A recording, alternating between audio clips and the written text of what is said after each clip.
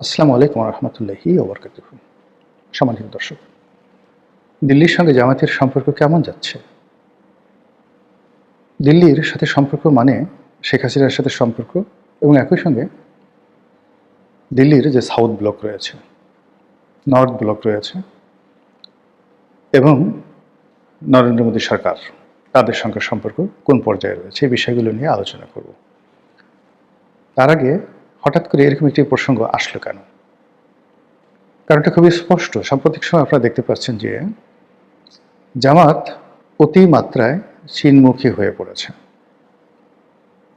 এবং দিল্লির একটা মাথা ব্যথা হলো যে যারাই চীনের সঙ্গে খুব ঘনিষ্ঠ হয়ে যায় তাদেরকে নিয়ে জামাত যদি বেজিংমুখী হয়ে পড়ে তাদেরকে নিয়ে সঙ্গত কারণে দিল্লি উৎকণ্ঠিত হবে এবং তাদেরকে টেনে আনার চেষ্টা করবে।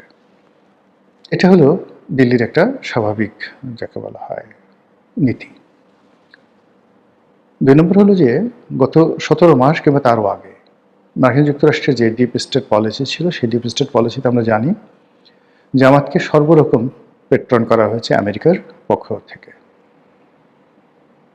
কিন্তু গত নির্বাচনে যা কিছু হয়েছে, যেটিকে ম্যাটিকুলাস ডিজাইন বলেন কিংবা যেটিকে এক্সট্রা অর্ডিনারি ইঞ্জিনিয়ারিং বলেন, ইলেকশন ইঞ্জিনিয়ারিং বলেন, হোয়াট এভার মেবি, যেটা জামাত সরাসরি অভিযোগ করছে, সেই নির্বাচনের ফলাফল দেখার পর জামাত রীতিমতো তাণ্ডব, মানে তাজ্জব বনে গেছে। এর কারণ হলো যে তাদেরকে যেভাবে আশ্বাস দেওয়া হয়েছিল, প্রশ্বাস দেওয়া হয়েছিল, তাদেরকে যেভাবে সিকিউরিটি দেওয়া হয়েছিল, তাদেরকে যেভাবে ট্রেনিং দেওয়া হয়েছিল, সেক্ষেত্রে শেখ হাসিনার পতন পরবর্তী ১৭ মাস, এই ডটগুলো যদি মেলান, জামাতের ক্ষমতায় আসার সম্ভাবনা আমেরিকার পক্ষ থেকে একেবারে শতভাগ নিশ্চিত করা হয়েছিল। কিন্তু অল অন এ সাডেন হাদি হত্যাকাণ্ডের পর সম্ভবত আমেরিকা একটু ঢিল দেয়। দ্বিতীয়ত, মধ্যপ্রাচ্য নিয়ে, ইরান নিয়ে, ইউক্রেন নিয়ে আমেরিকার যে প্রচণ্ড মাথা ব্যথা, সেই কারণে বাংলাদেশের বিষয়টি তারা একটু চেপে যায়।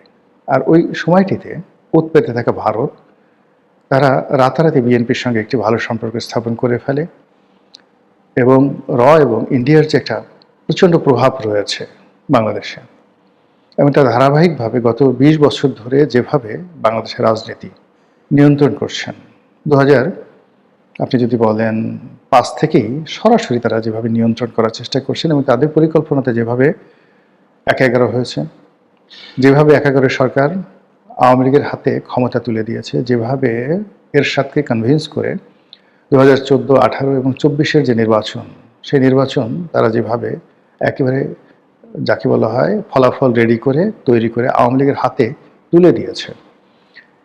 এই কাজগুলো করার জন্য যে মেকানিজম দরকার, যে শক্তি দরকার, যে ইনভেস্ট দরকার, যে ম্যান পাওয়ার দরকার, সবই ভারতের আছে, কিন্তু আমেরিকার সেটা নেই। তো এই জন্য জামাত এই নির্বাচনের পরে যেটা বুঝছে যে যে কোনো মূল্যে হোক না কেন তাদেরকে ভারতের সঙ্গে একটি সম্পর্ক স্থাপন করতে হবে, ভারতকে নিউট্রালাইজ করতে হবে, অথবা ভারতের সঙ্গে এরকম একটা সম্পর্ক করতে হবে যেন ভারত আগামীতে যে রাজনীতির পট পরিবর্তন রয়েছে সেই পট পরিবর্তনে জামাতকে অপরিহার্য মনে করে। এই যে ভারতকে নিয়ে জামাতের যে সিদ্ধান্ত, এটি ভারত কীভাবে নিয়েছে? যদি সাম্প্রতিক সময় ভারতের যে রাষ্ট্রদূত তার মনোভাব দেখেন, জামাতি নেতাদের সঙ্গে তার দহরম মহরম দেখেন এবং ভারতের বিভিন্ন রাষ্ট্রীয় প্রোগ্রামগুলোতে যেভাবে জামাতের লোকজন স্বতঃস্ফূর্ত হয়ে আনন্দ এবং উল্লাস নিয়ে যেভাবে অংশগ্রহণ করে, তাতে মনে হচ্ছে জামাতের সঙ্গে ভারতের একটি তলে তলে চ্যানেল তৈরি হয়ে গেছে বা হওয়ার পথে রয়েছে। এদিকে বাংলাদেশের রাজনীতি যেভাবে জটিল হয়ে পড়েছে, তাতে করে আমেরিকা, তারপর ভারত, বাংলাদেশের এনসিপি, জামাত, সেনাবাহিনী, পুলিশ বাহিনী, আমলাতন্ত্র সব মিলিয়ে যে যার পয়েন্ট অফ অর্ডারে দাঁড়িয়ে আছে। একেবারে শেষ সময়টিতে হঠাৎ করে গর্জে ওঠার জন্য তারা দাঁড়িয়ে আছে। এখন এই যে তাদের গর্জন, এই যে দাঁড়িয়ে ওঠার যে তাদের প্রবণতা, এটা আসলে কেন? মূল কারণ হলো যে আমেরিকার এখানে কতগুলো প্রাপ্তি আছে, চাওয়া আছে, এখানে তাদের বিনিয়োগ আছে, সেই চাওয়া পাওয়াগুলো ডক্টর মোহাম্মদ ইউনূসের দ্বারা হয়নি বলেই তারা এই বর্তমান সরকারের সঙ্গে একটি ইতিবাচক সম্পর্ক রক্ষা করে চলেছে। তাদের দুজন গুরুত্বপূর্ণ এখানে ব্যক্তি, বিডার আশিক এবং পররাষ্ট্রমন্ত্রী খলিলুর রহমান, এই দুজন এখনো পর্যন্ত সরকারের গুরুত্বপূর্ণ ব্যক্তি হিসেবে রয়ে গেছে। অন্যদিকে প্রধানমন্ত্রী হিসেবে তারেক রহমান সাহেব নিয়োগ লাভ করেছেন, কিন্তু তার মুখে হাসি, আনন্দ কিংবা উচ্ছ্বাসের কোনো কিছু আমরা দেখতে পাচ্ছি না। মনে হচ্ছে পিছন দিক থেকে কেউ যেন তাকে কিছু একটা বলছে। ভদ্র ভাষায় এই পর্যন্তই বলা যায়, এর বাইরে আর কিছু বলার দরকার নেই। ফলে এককভাবে কোনো সিদ্ধান্ত নেওয়া, এককভাবে কোনো বড় কিছু করা, প্ল্যান করা, পরিকল্পনা করা, এই জিনিসগুলো তিনি করতে পারছেন না বা সামনেও পারবেন না।